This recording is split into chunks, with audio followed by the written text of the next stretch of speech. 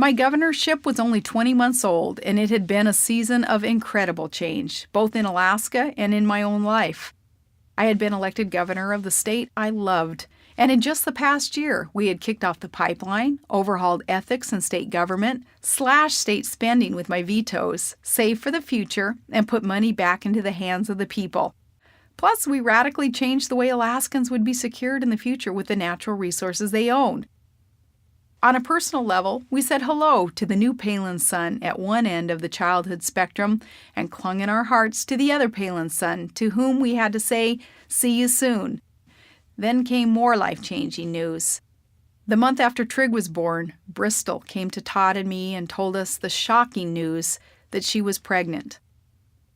Truthfully, I was devastated for my daughter. It wasn't the morality of the situation. What was done was done. It was that I saw her future change in an instant. Bristol knew what our reaction would be, and that's why she said giving us the news was tougher even than labor. It took a while to absorb it, too.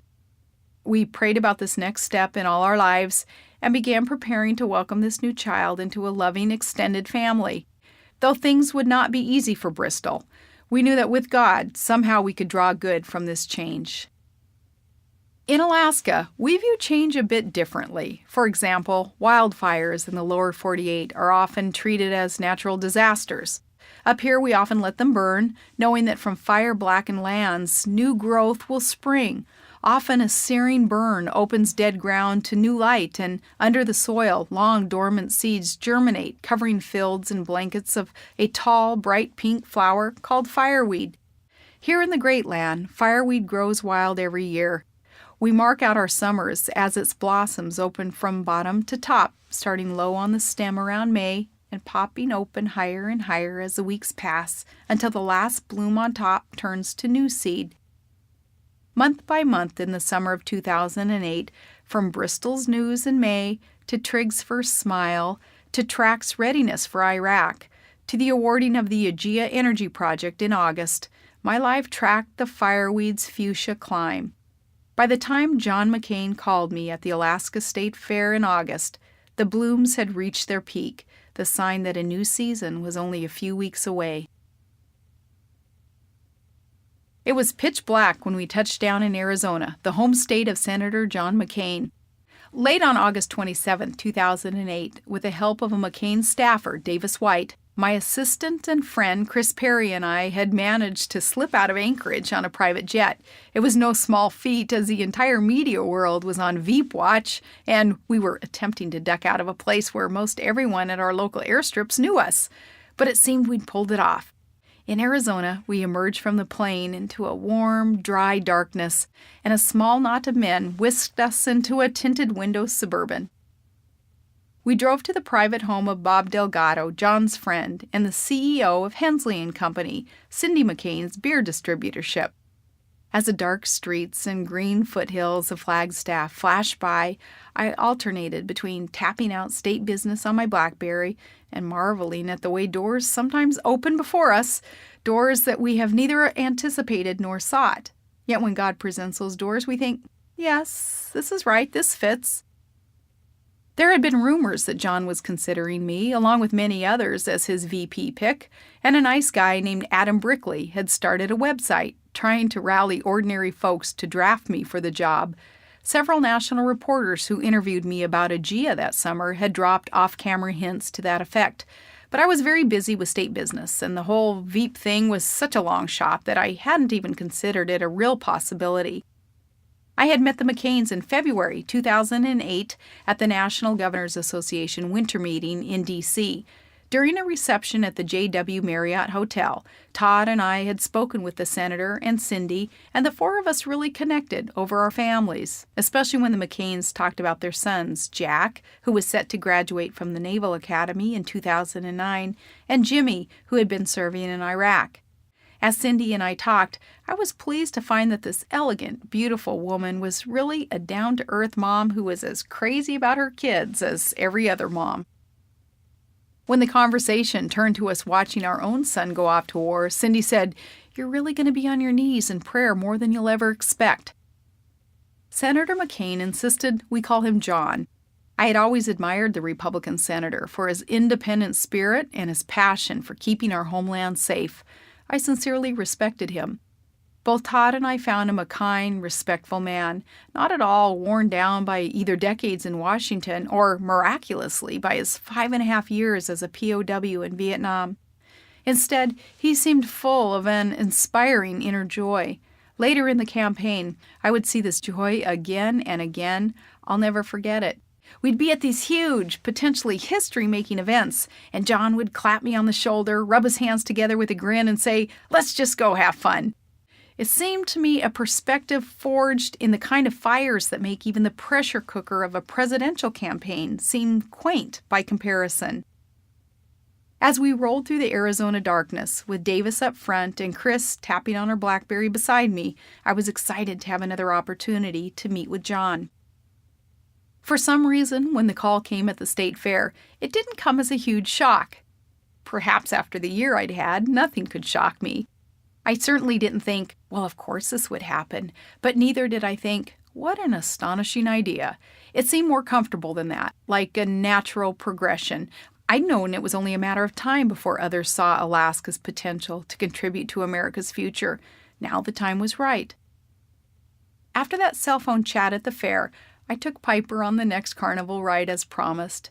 Then I called Todd on the slope and Chris, and they both began working to make the Arizona meeting happen without alerting the press. It was a big deal to try to pull it off.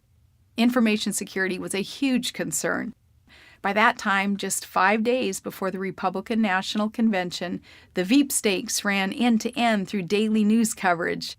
Bureau reporters had staked out the homes and offices of the major contenders, eyes peeled for the slightest clue. I remembered that during the Democrat sweepstakes, they'd even put surveillance on Joe Biden's mom. But Governor Sarah Palin of Alaska? That was too far out of the box.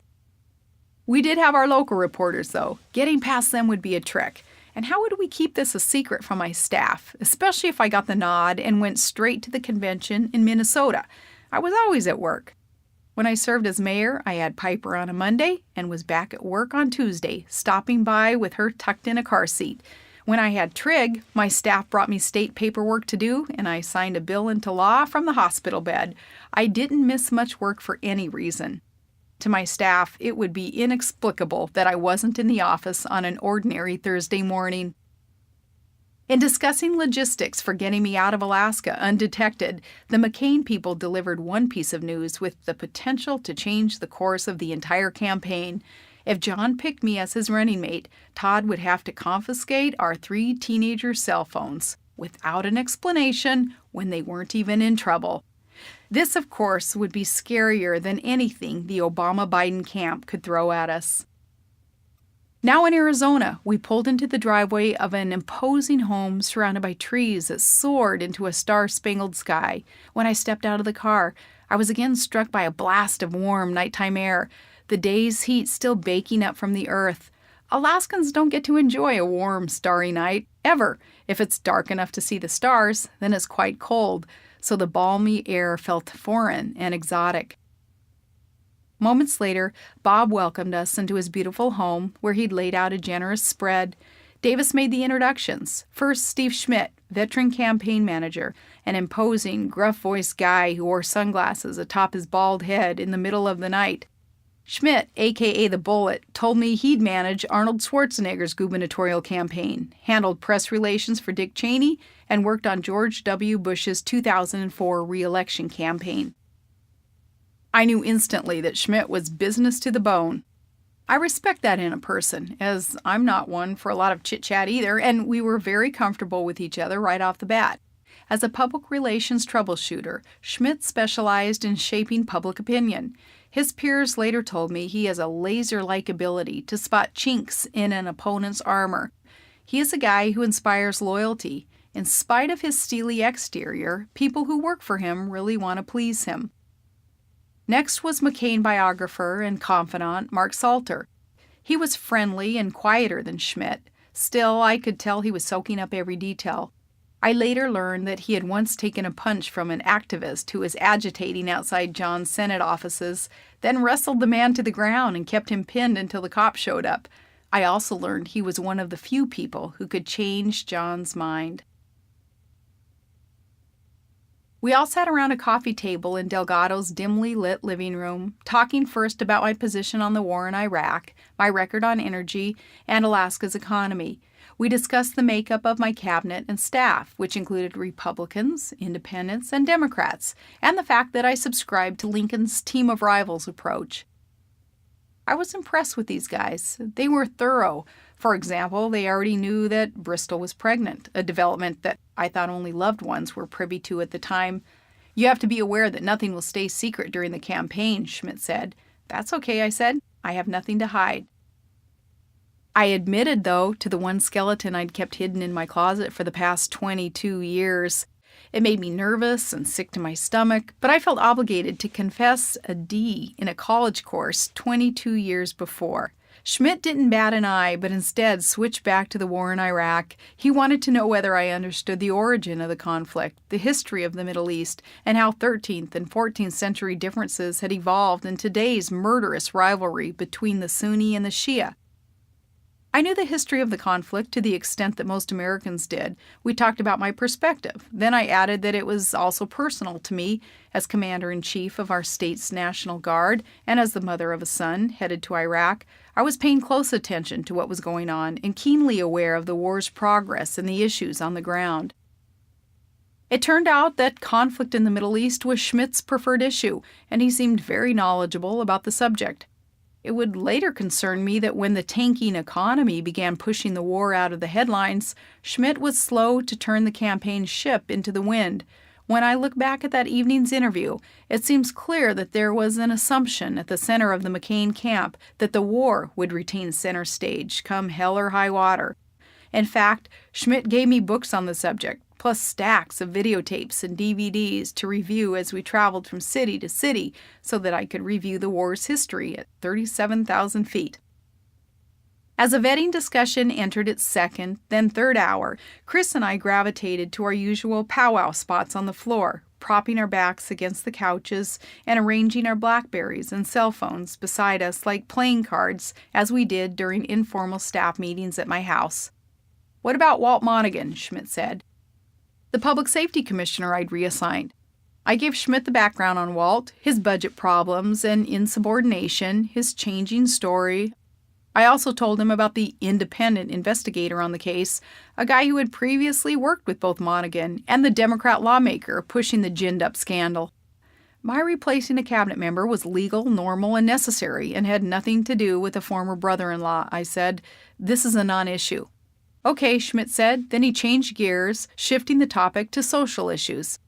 He seemed impressed when I told him that people in my own family disagree on some issues, like abortion, but that we don't argue over it at the dinner table. I have one relative who expresses her pro-choice position articulately. My own pro-life opinion diverges from hers by 180 degrees, and we've had great civil discussions on the topic. It would later amaze my family and friends that the Obama-Biden camp and their media friends painted me as rigid and intolerant. It was assumed that I refused to hear alternative points of view and used topics like abortion and homosexual marriage as a political litmus test. I explained that I had never asked anyone, including the Democrats I appointed, what their position on abortion was, and I didn't discuss my opinion on homosexuality with cabinet members or judicial appointees either. Schmidt seemed surprised and pleased, even when I reiterated that I was solidly pro-life and hoped they would never try to temper my position on the issue. Then we talked about gay marriage. That's when I told them about Tilly, my junior high friend and college roommate who, after college, decided to openly live the lifestyle she chose with her partner. To me, she was still Tilly. I loved her dearly, loved the whole Ketchum family. I explained to Schmidt that I opposed homosexual marriage, but that didn't seem too controversial in the campaign since the Democrat candidate for president held the same position. Once in a while, the guys would take a break and I would go into another room to visit via telephone with the source of all the information the guys out front already had on me, Arthur B. Culvahouse, Jr. Culvahouse is the longtime chair of O'Melveny and Myers, an international law firm with 1,000 lawyers, some of whom seem to exist entirely to eat, breathe, and sleep information. The McCain campaign had hired Culverhouse, a former White House counsel to Ronald Reagan, to head up the VP search. The 60-year-old D.C. veteran had once served on the Counterintelligence Advisory Panel to the U.S. Senate Select Committee on Intelligence. By the time his team of attorneys finished peppering me with questions, I decided that if a person had ever done a single dark and secret thing in their lives, Culverhouse's people would not only find out about it, but get eyewitnesses, photos, and blood samples. These guys knew stuff about me that I had long forgotten.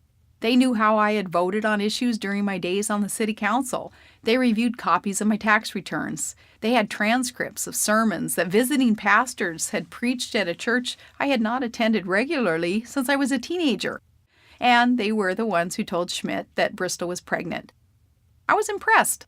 I also thought, good, they know exactly what they're getting. The next morning, we drove to the McCain's ranch in Sedona. The rose-colored morning was perfect, warm and dry. A rugged gravel road unrolled across the dusty hills, and I looked out the Suburban's windows, wishing I could run the rest of the way. I'd just left the coolness of Alaska's lush vegetation, and here we wound through desert canyons with cathedrals of soaring red rock rising near forests of ponderosa pine. I craved stretching my legs on a long, hot run through what looked like the scene of an old Western movie. The McCain's ranch was upscale Southwestern, a small compound with a scattering of guest houses. They had partly raised their kids there, and you could tell that. The place had a lived-in feel rather than the aura of some perfectly groomed, untouched retreat. We parked near the main house. John, sharp as usual in a button-down shirt and creased slacks, was waiting on the porch and greeted me warmly. We walked down across the lawn to comfortable chairs, close to a creek that ran through the property near a line of trees and boulders. I couldn't take my eyes off the water, which seemed to flow red because of the famous Sedona rock. Some kind of hawk wheeled overhead, and John pointed it out, naming the genus and species. The creek gurgled nearby. I could see tiny lights strung in the trees and fans to propel the cool creek air into the seating area. "How do you feel about running for vice president?" John asked me. "I'll do whatever I can to help our country," I said. We were both pretty excited, but he looked at me very seriously. "It would be tough on your family." "I know," I said. "I'm sure it is tough."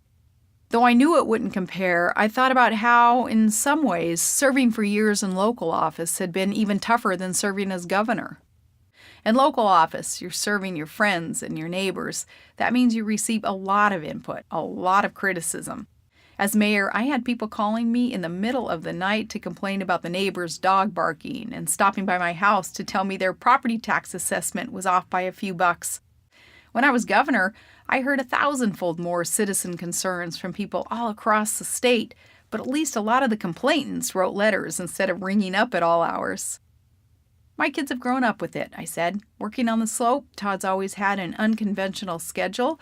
The family's always been flexible and adaptable, and that's not unusual in Alaska. It works for us." "What does Todd think about all this?" John asked me. "He's very supportive, John. He wants us and Alaska to do all we can to help. We're up to the challenge on this one." Todd knew how much our state and our family had to contribute to the campaign and, if we were successful, to the country. It went beyond common sense conservatism and traditional values to the fact that we are everyday Americans. We know what it's like to have to make payroll and to take care of employees. We know what it's like to be on a tight budget and wonder how we're going to pay for our own health care, let alone college tuition. We know what it's like to work union jobs, to be blue-collar, white-collar, to have our kids in public schools. We felt our very normalcy, our status as ordinary Americans, could be a much-needed fresh breeze blowing into Washington, D.C. As the sun crept higher, I became increasingly aware that I was dressed for the North, wearing one of the 3 practical black and tailor suits I always used to travel. Still, the desert air felt good as John began discussing his independence and how much he, too, was irritated with time wasted on games within the political world. We had that in common and agreed that not being beholden to anyone gave us strength and the freedom to do what was right. No political establishment had propelled me to where I was. In fact, I had reached the governor's office in direct opposition to the political establishment. I looked up to see Cindy walking down from the house to join us. She is one of the most striking women I have ever seen, and that day she reminded me of one of those perfect, elegant moms on a 1950s TV show. A sleeveless dress, a little sweater, not a hair out of place, so petite and pretty, with those intense blue eyes. I remember her clothes because I was there in my let's discuss the issue suit while she breezed across the lawn like a walking summer day.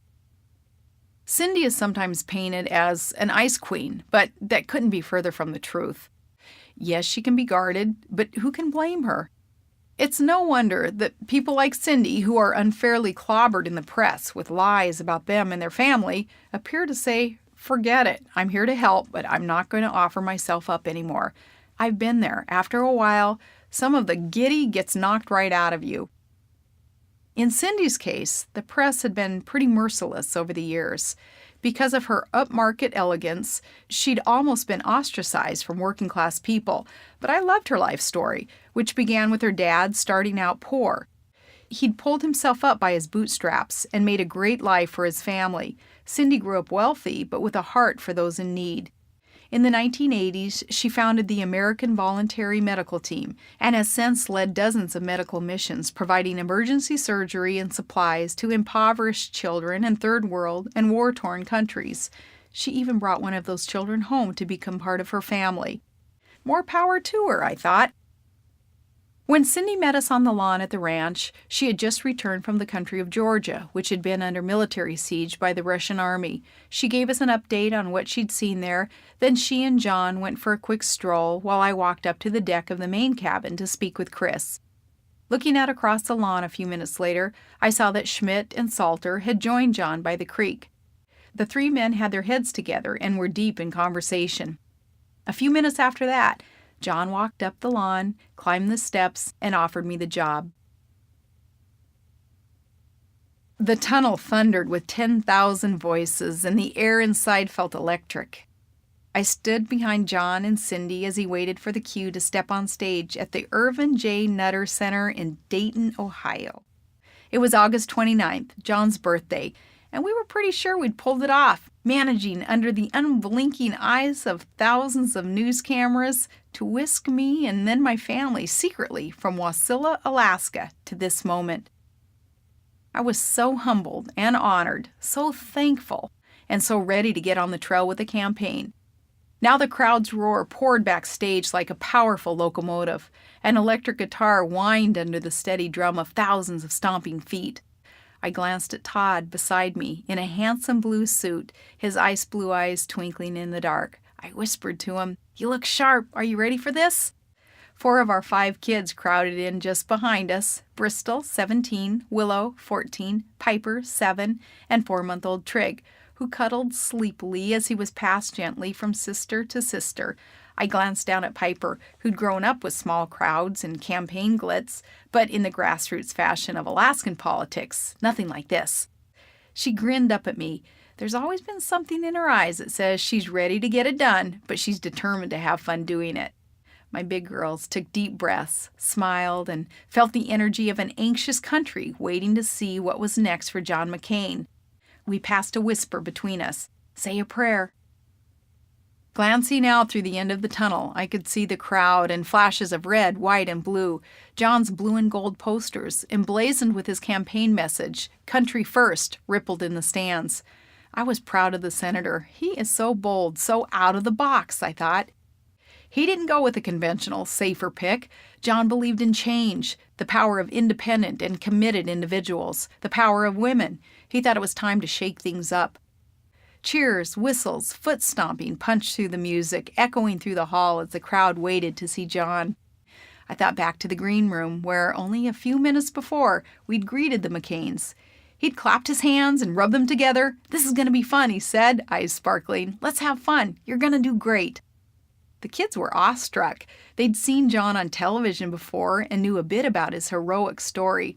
"Are you excited?" John asked Willow. "Yeah, stoked," Willow said. John was stoked too, and as he bounded up onto the stage, the noise in the tunnel became a deafening roar. "I'm very happy today to spend my birthday with you and to make an historic announcement in Dayton, a city built on hard, honest work of good people. Cheers and applause rolled through the arena in giant waves. Like the entire industrial Midwest, Dayton has contributed much to the prosperity and progress of America, John continued. And now in these tough, changing times, after all you've done for our country, you want your government to understand what you're going through, to stand on your side and fight for you. And that's what I intend to do. That's why I'm running for president, to fight for you, to make government stand on your side, not in your way. It was moving to hear this man, who had given so much for his country, offer himself up to serve it again. As the crowd quieted, John explained his search for a vice presidential candidate. I found someone with an outstanding reputation for standing up to special interests and entrenched bureaucracies. Someone who has fought against corruption and the failed policies of the past. Someone who stopped government from wasting taxpayers' money on things they don't want or need and put it back to work for the people. Someone who grew up in a decent, hard-working middle-class family, whose father was an elementary school teacher and mother worked first as a lunch lady and later as a school secretary.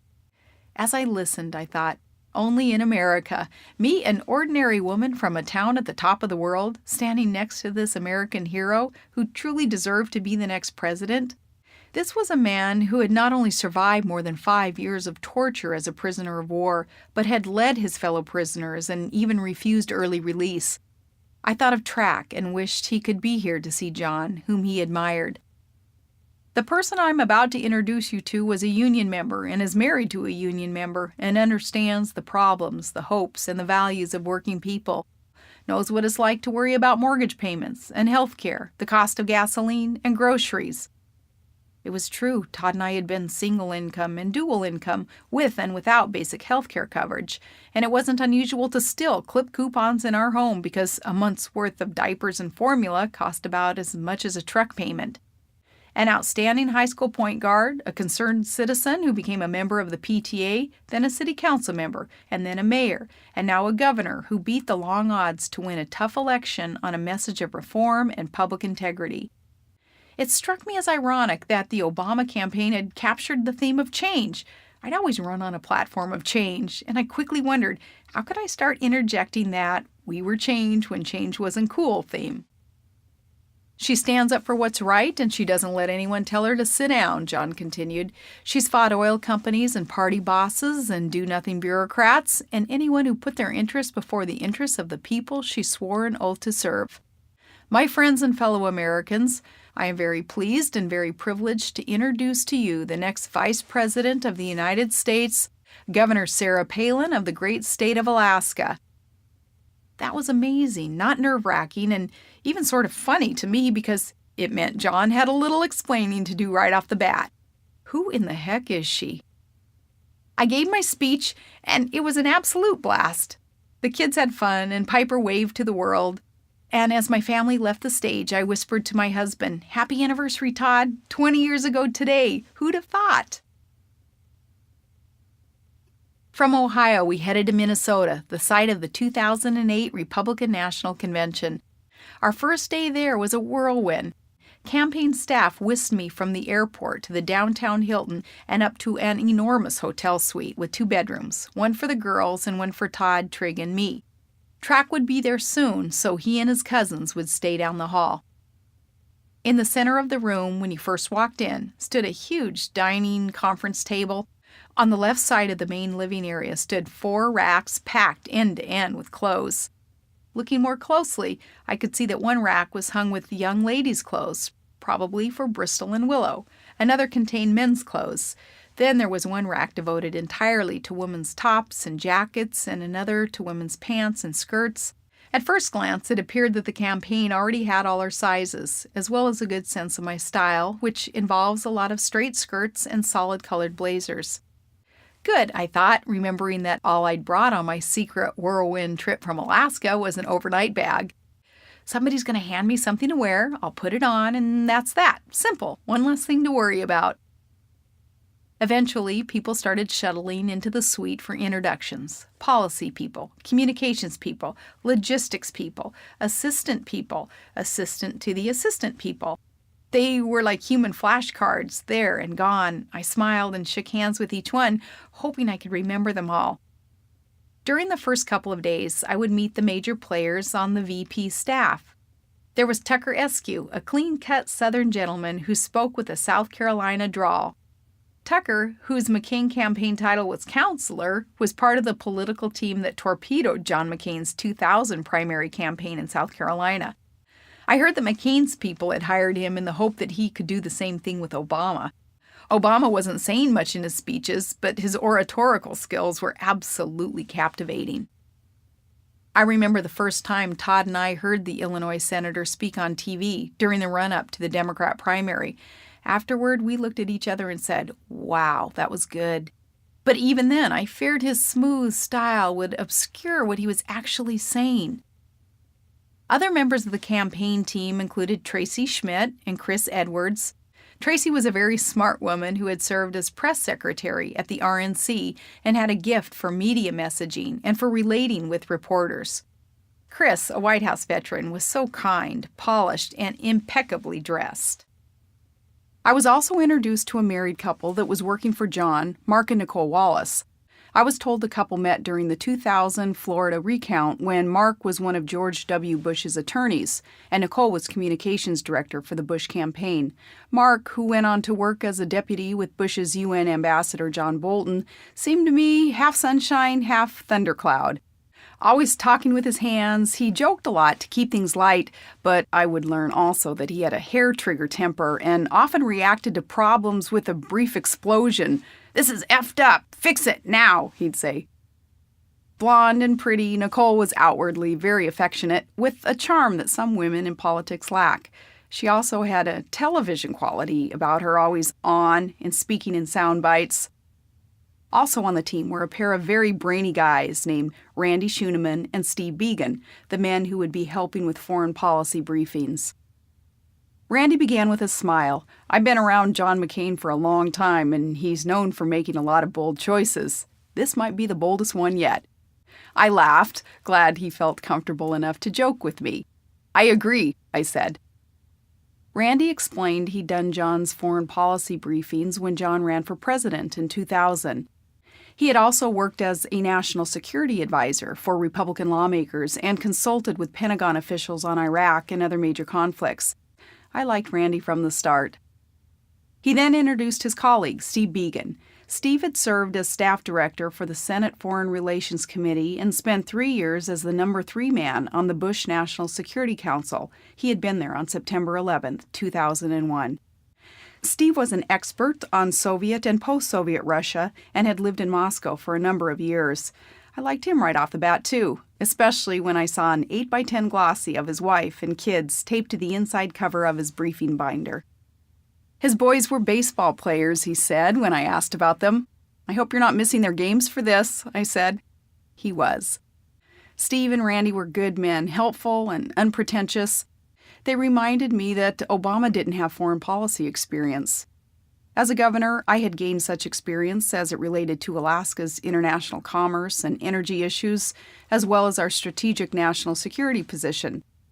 Steve and Randy reminded me that after a decade and a half in public office, including serving as a city manager and governor, I had more administrative and executive experience than either Obama or Biden. We assumed it was the campaign press people's job to get that message out to the voters. Most of the folks in this group would be affectionately known as the B team because, with the exception of the Wallaces, they were all assigned to the VP half of the ticket. Most of the B team turned out to be unquestionably first string. Very early in the campaign, Schmidt walked into our suite, escorting a tan, kind of tired-looking guy in a suit. "Governor Palin, I'd like to introduce Andrew Smith," Schmidt said. "He'll be your campaign chief of staff." I stood up and offered my hand. "Hi, Andrew. It's great to meet you." "Tell the governor what you've done, Andrew," Schmidt said. "What I've done?" Smith said in a thick East Coast accent. Schmidt eyed Smith and made a kind of "go on, tell her" motion with his hands. "Yeah," Schmidt said. "You've worked on the New York Stock Exchange." Smith turned to me. "I've worked on the New York Stock Exchange." "Oh, okay," I said, smiling. "Well, it's great to have you aboard. Have you managed campaigns before?" Andrew swiveled his head between Schmidt and me. Finally, Schmidt answered for him. "No, he's a financial guy." It seemed odd that we were being put in the hands of a man who had never run a campaign before, but Andrew seemed like a nice guy, and it wasn't my call. I figured they were pros and knew what they were doing. It ended up being a learning experience for all of us. In the suite, a beautiful, helpful lady named Coral had set up a sewing machine to tailor the clothes the campaign supplied. Nicole had had a hand in hiring a team of New York stylists, one of whom had apparently worked for some big-name newscasters, including Katie Couric. When we had a few minutes and the stylist helped me take a closer look at the clothes, the price tags almost knocked my eyes out. I remember seeing one rather plain-looking blazer and thinking, that costs more than a semester at the University of Alaska. I also noticed that instead of a decent $7 pair of nylons, one fancy package's price tag read $70. I hated to break it to them, but I doubted I'd even wear them. It was still warm out, after all. The campaign had also purchased real pearls for the girls to wear on the night of my speech. After that big night, I made my daughters put them back in the store boxes and hand everything back to campaign staffers. We didn't need fancy jewelry. Not long after Todd and I married, we bought a $35 wedding band from a street vendor in Hawaii, and it still works. At one point, Willow asked a campaign staffer, "Who's paying for all this?" "Don't know," the staffer said, "but it's taken care of." After my parents arrived for the convention, campaign aides took Dad down to Neiman Marcus to browse $200 ties and $350 shoes.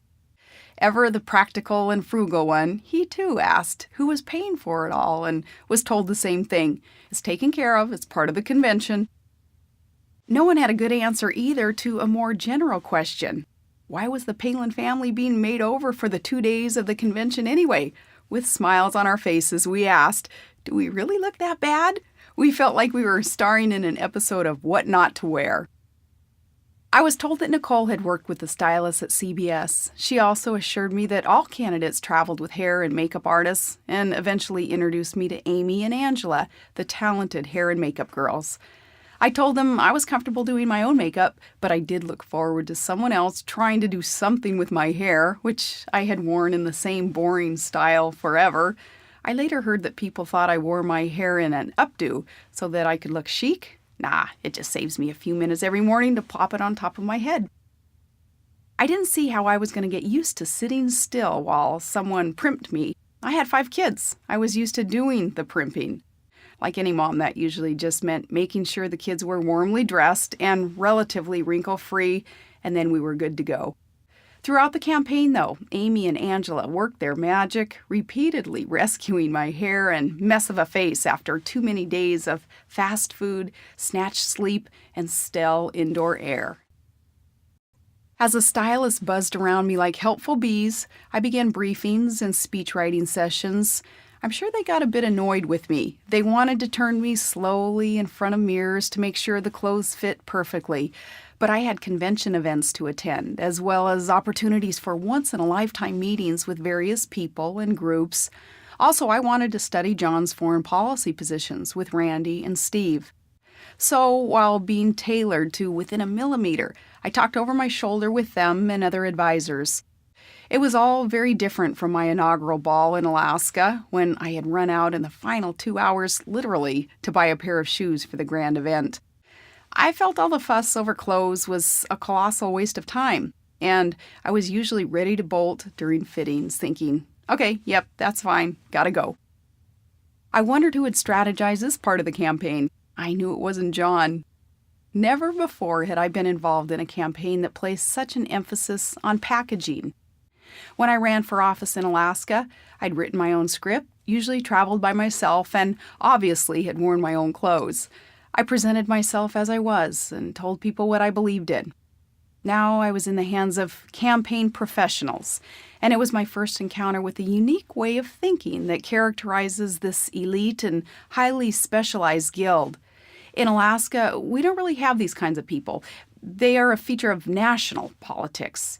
Naturally enough, as the experts, they're used to being in charge.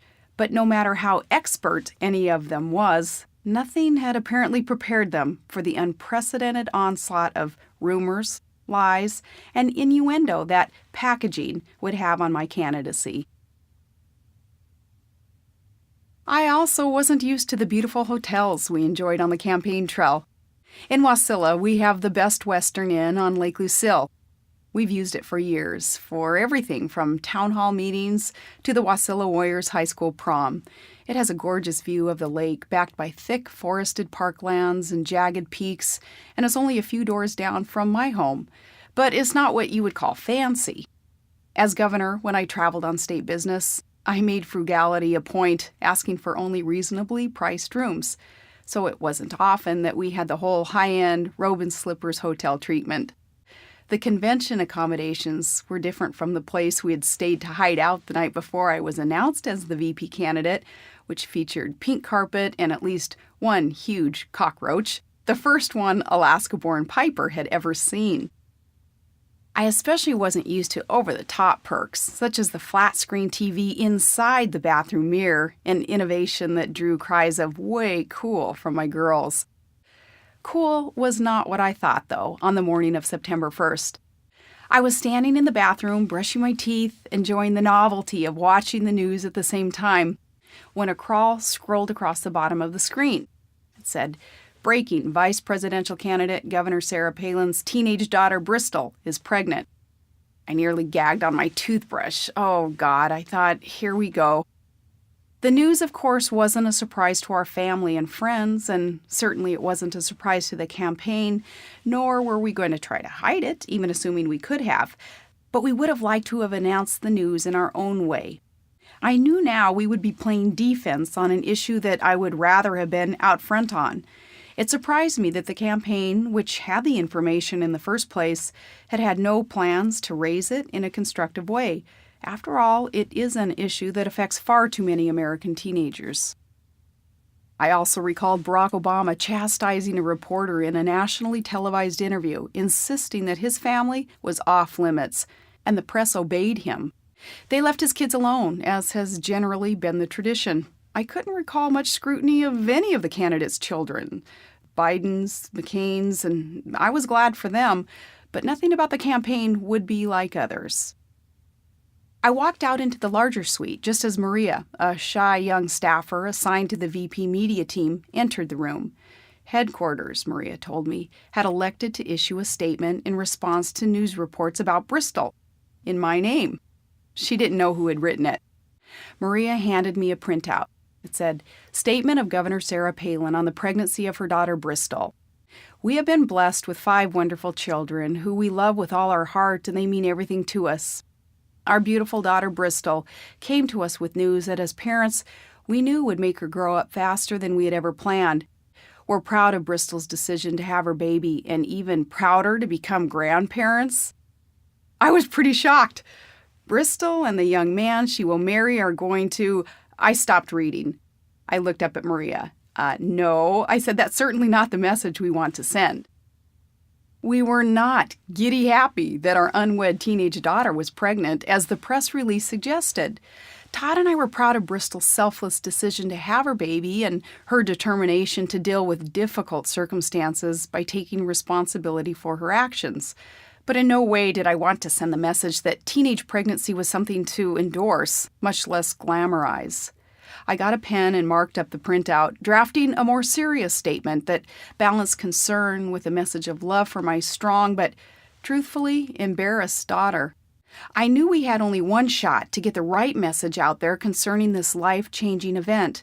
Then I handed it back to Maria, who relayed it to headquarters. My cell phone rang. It was Bristol. "Mom, the whole world knows about this. It's bad enough that Wasilla knows, but now the whole world knows." "I know, honey. It's going to be okay. I'm really sorry," I told her.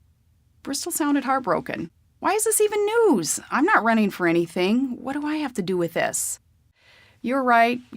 This shouldn't be top news, and I'm sorry it is. We're going to get through this together, okay?" Silence on the other end, punctuated by deep breaths. "Bristol? Okay. I love you, honey. You're brave and you're strong, and it's going to be okay."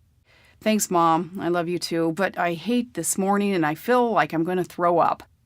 I hung up the phone and turned to the television in the living room, just in time to see a news scroll across the bottom of the screen. "Governor Sarah Palin on teen daughter's pregnancy. We're proud of Bristol's decision to have her baby, and even prouder to become grandparents." "What?" Maria was just coming back into the room.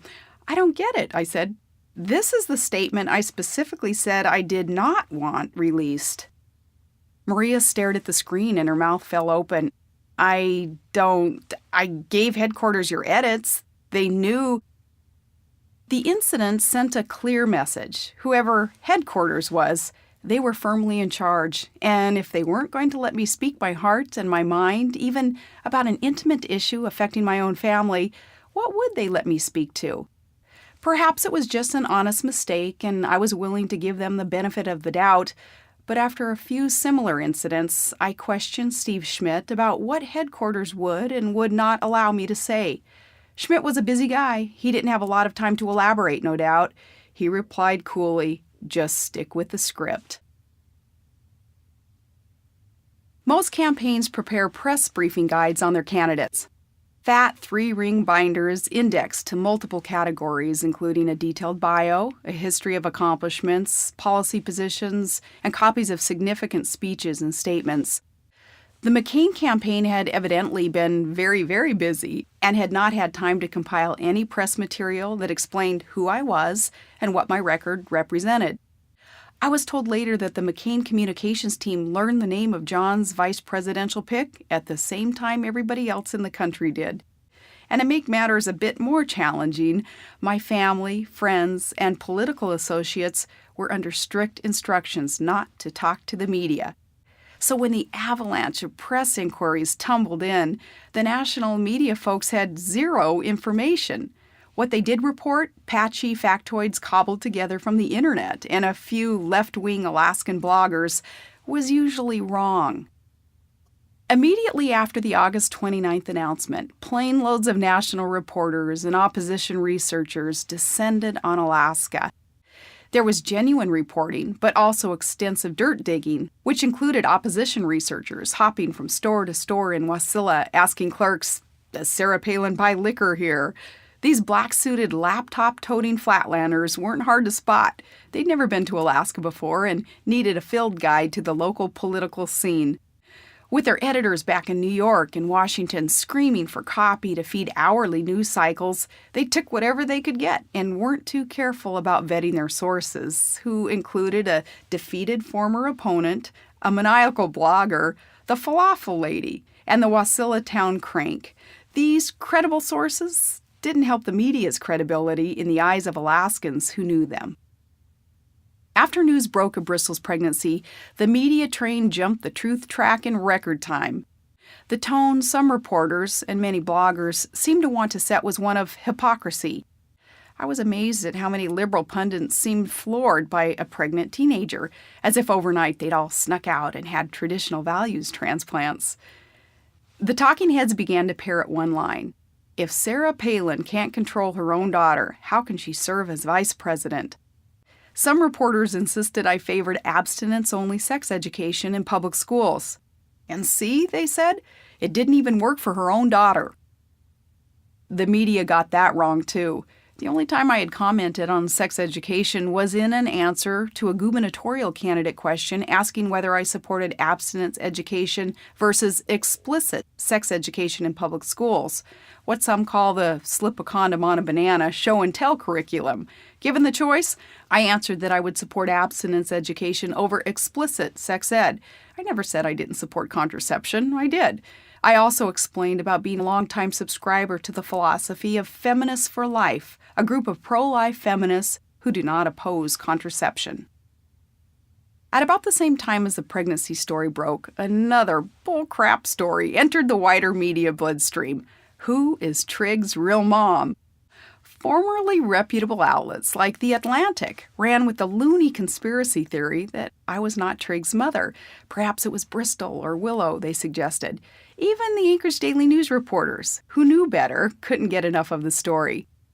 That, too, would have been almost funny had it not been damaging to McCain and a hassle for my doctor, who was continually harassed by reporters to repeat her response that, yes, indeed, I had given birth to Trigg.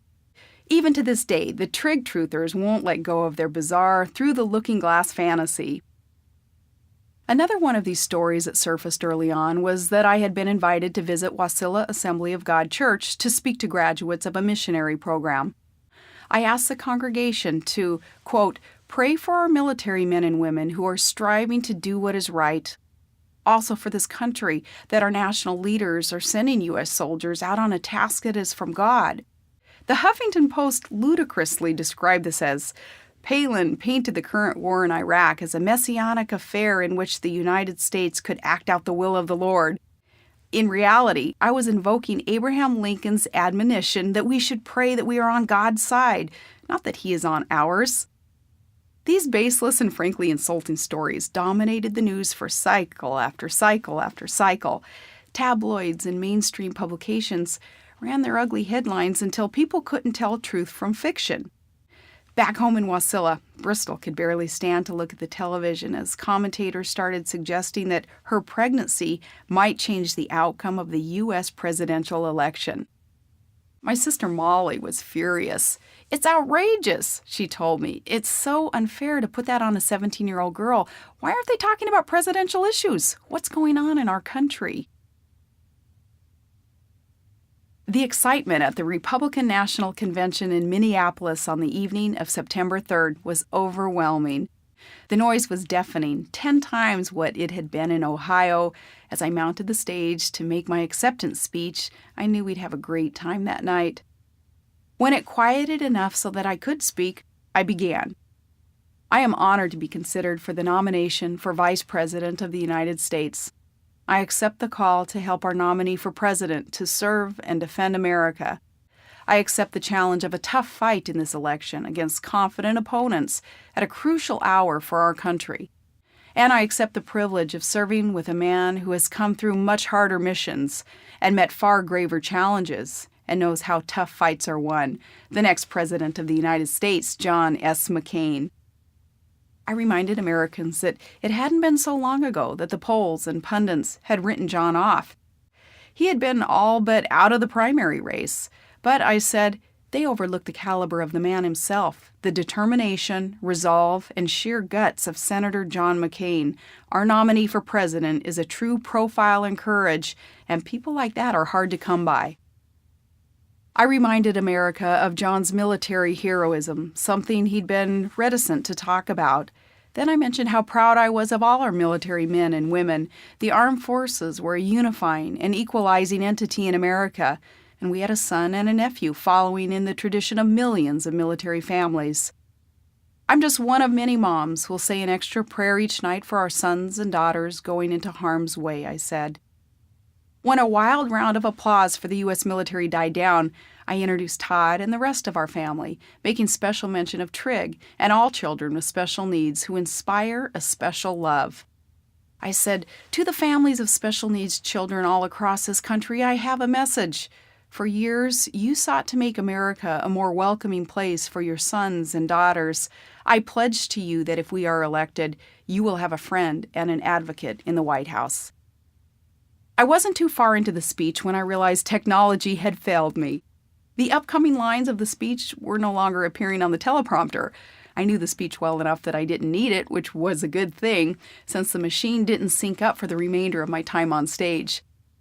Long ago, I continued, a young farmer and haberdasher from Missouri followed an unlikely path to the vice presidency. A writer observed, we grow good people in our small towns with honesty, sincerity, and dignity. I know just the kind of people that writer had in mind when he praised Harry Truman. I grew up with those people. They are the ones who do some of the hardest work in America, who grow our food, run our factories, and fight our wars. They love their country, in good times and bad, and they're always proud of America. Applause boomed, and a chant broke out, USA, USA, USA. I could feel the energy, electricity snapping in the air. Before I became governor of the great state of Alaska, I was mayor of my hometown. And since our opponents in this presidential election seem to look down on that experience, let me explain to them what the job involves.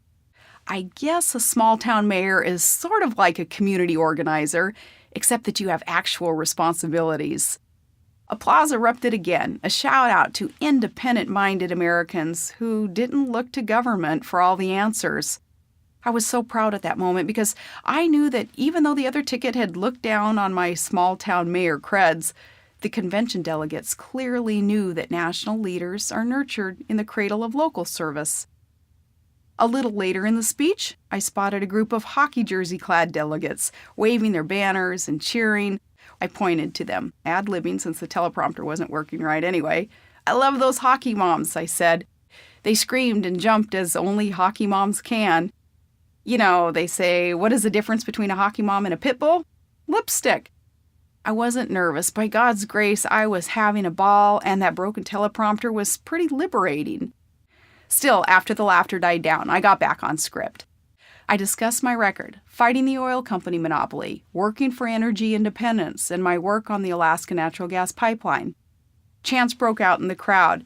"Drill, baby, drill! Drill, baby, drill!" A bit later, I launched into a part of the speech that, since Barack Obama's election, has proved my speechwriter Matthew Scully prophetic. When the cloud of rhetoric has passed, when the roar of the crowd fades away, when the stadium lights go out and those styrofoam Greek columns are hauled back to some studio lot, what exactly is our opponent's plan? What does he actually seek to accomplish after he's done turning back the waters and healing the planet? The answer is to make government bigger, take more of your money, give you more orders from Washington, and to reduce the strength of America in a dangerous world. America needs more energy. Our opponent is against producing it. And let me be specific. The Democratic nominee for president supports plans to raise income taxes, raise payroll taxes, raise investment income taxes, raise the death tax, raise business taxes, and increase the tax burden on the American people by hundreds of billions of dollars. I was nearly finished, but now I was getting to the Tom Moe part. I stilled myself and began by talking about the journey of John McCain, an upright and honorable man, the kind of fellow whose name you will find on war memorials in small towns across this great country, only he was among those who came home. To the most powerful office on earth, he would bring the compassion that comes from having once been powerless, the wisdom that comes even to the captives by the grace of God. The crowd erupted again with cheers and applause for our candidate. The special confidence of those who have seen evil and have seen how evil is overcome. My throat tightened. Thankfully, I was able to pause as more applause thundered through the hall, honoring America's veterans. It gave me time to brace myself and plunge in, though my throat closed even tighter. A fellow prisoner of war, a man named Tom Moe of Lancaster, Ohio. Now the applause was deafening and extended, and there was a commotion right in front of me in the first row. A group of people were pointing to a handsome older man, alternately clapping and patting him on the back. The distinguished gentleman had tears in his eyes that I could barely see through my own. His friends were ecstatic, and I could make out what they were saying. "He's here! This is Tom Moe!" This brave man had suffered vicious torture at the hands of the North Vietnamese. Like John, he had been locked in tiny cells for 5 years with rats, bugs, excrement, brokenness, and constant pain. I knew it would be only by the grace of God that I would make it through the next part of our message, because words in a speech don't do our veterans justice. Tom Moe recalls looking through a pinhole in his cell door as Lieutenant Commander John McCain was led down the hallway by the guards day after day, I continued. And the story is told. When McCain shuffled back from the torturous interrogation, he would turn toward Moe's door, and he'd flash a grin and thumbs up as if to say, "We're going to pull through this." My fellow Americans, that is the kind of man America needs to see us through the next 4 years. Seeing Tom Moe standing there made our message about national greatness so real. This wasn't campaign hype. Here was an authentic American hero standing right in front of me. I had no idea he was going to be there. It was an honor to be in his presence. I'm not sure how the next lines flowed because I was so overwhelmed with American pride that the rest of the speech was a blur. I've never seen a replay of that night, but I remember that as soon as I wrapped up the speech, I looked around for Todd and the kids to join me on stage. They had argued over who would get to carry Trig. It was a good thing Piper lost the argument, and she had her hands free so she could pump her fist in the air and wave hello again to the world. Immediately after the speech, John surprised everyone by joining us on stage and embracing my family. I was so proud of them. The kids looked great, even in a bunch of borrowed clothes. The next night, John McCain accepted the nomination. My family and I walked with John's mom, the precious and resilient Mrs. Roberta McCain, to join him on stage. As I headed down the stairs toward the stage area, my high heel shoe fell off. Great, I thought, figuring the media caught my first stumble. But if they did, they didn't broadcast it around the world, bless their hearts. As we hit the road, 3 of the campaign staffers I'd met during convention week would become friends. Jason Recker, a special assistant to President Bush, took leave from the White House and joined us a couple of days in. A dyed-in-the-wool New Englander from an Irish Catholic family, Jason, 29, had 2 choices while growing up in New Hampshire, sports or politics. He chose politics, but I didn't hold that against him. He had shined as a volunteer during the 2000 primary and become a permanent member of the Bush team at age 19. Jason was a calming presence on the trail and was very kind to our kids. Jeannie Etchert, one of the trip coordinators, was a beautiful, soft-spoken young lady from Minnesota. We wore the same size clothes, and as the weeks went on, she would keep loaning me her Black Theory pants that she'd bought 4 years earlier. I kept telling her to find a duplicate pair on the internet, and I would order them for her because I was wearing hers out. My daughters instantly loved Jeannie's sense of style and enjoyed hanging out with her and another of the assistants, Bexy Nobles. A quiet country gal from Texas, Bexy was tireless and great at anticipating what we'd need next on the trail. I don't think she ever slept. It was pretty comical the first time I met her. I walked into the Hilton suite, and there was this young woman I'd never seen before, kneeling on the floor packing my suitcase. She looked up and smiled. "Hi, my name is Bexy," she said in her Texas twang as she tucked in a stack of my T-shirts. "I'll be assisting you, and I'll be doing this from now on." "Hi," I said. "It's Betsy?" "No, but you can call me Betsy." She was that accommodating. Jason, Jeannie, and Bexy were there at one of our first campaign stops after the convention, a stop I'll never forget. It was at a rally in Cedar Rapids, Iowa. The town was a slice of Americana, with its quaint town square and mom-and-pop stores, red, white, and blue bunting, moms and dads, kids in strollers, seniors, people of every color. I was astonished at the number of people who had come out. These people were there when they could have been somewhere else. They were there because they wanted to be involved. Maybe it seems kind of sentimentally patriotic, but the scene stirred in me a great appreciation for the American system of democracy that stretches all the way back to 1776.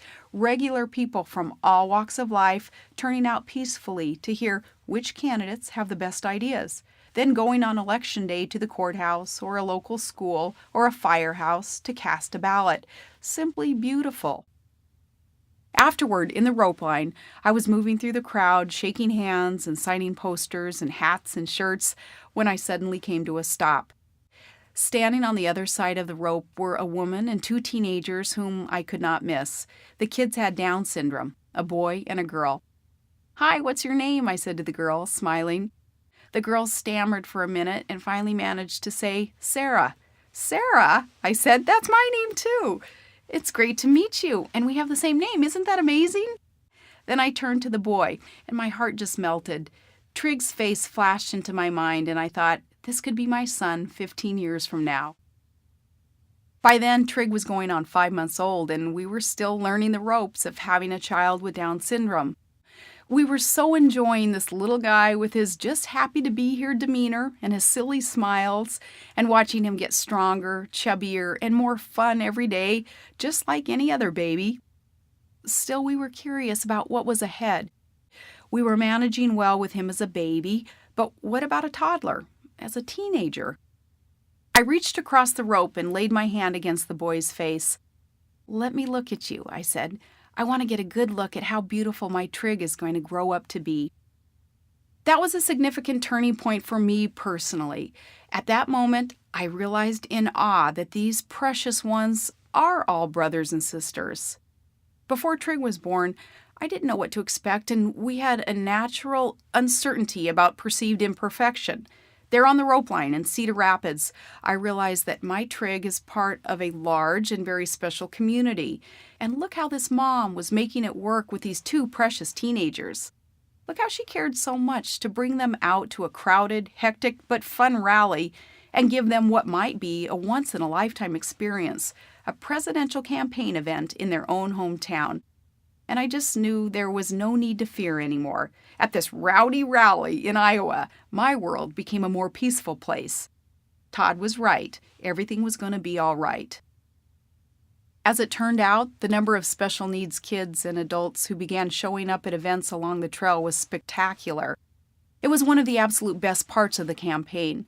I heard from experienced staffers that organizers would typically need maybe a sign language interpreter and a handicapped area large enough to accommodate a few dozen wheelchairs. But it seemed that at all of our stops, the number of wheelchairs multiplied, as did the number of kids and adults with various challenges. At a rally in Fairfax, Virginia, I remember looking about and seeing scores of wheelchairs. In the middle of my speech, it started pouring rain. Within 5 minutes, I looked like a wet dog and my makeup was running off my face. I wanted to keep going and finish because I didn't want to disappoint all those people who had been waiting for hours to hear our ticket's message. Even more, I was inspired to see that not one of the people in wheelchairs made a move to leave. I thought, this is inspiration. On rope lines across the country, I remember making eye contact with special needs families and caretakers. This connection was a kind of mutual acknowledgement that said, yes, their lives are precious, they're worthy, and now we're going to let America know that there's no need to be afraid or hesitant. Instead, let's work together to make this world a more welcoming place for everyone with special needs. I remember another rally down in Pensacola, Florida. Up in the stands, I spotted a group of 15 kids with Down syndrome wearing shirts that said, "We love Trig" and "Trig in the White House." I thought, wow, how great that these precious people have someone associated with a national campaign that they can identify with. I asked an aide to see if someone could go get that group and bring them down so we could have our picture taken together. Down syndrome comes in a range of severities. Some people with Downs can live self-sufficient lives. Others may be totally dependent. They spend their lives knowing they are different from other people. So it blessed me in ways I can't even describe to be able to help bring them from the fringe into the bright spotlight that most often seems reserved only for the privileged. It was after meeting all these amazing people that Todd and I proudly displayed the bumper sticker a very cool group from Arizona sent us, which read, "My kid has more chromosomes than your kid."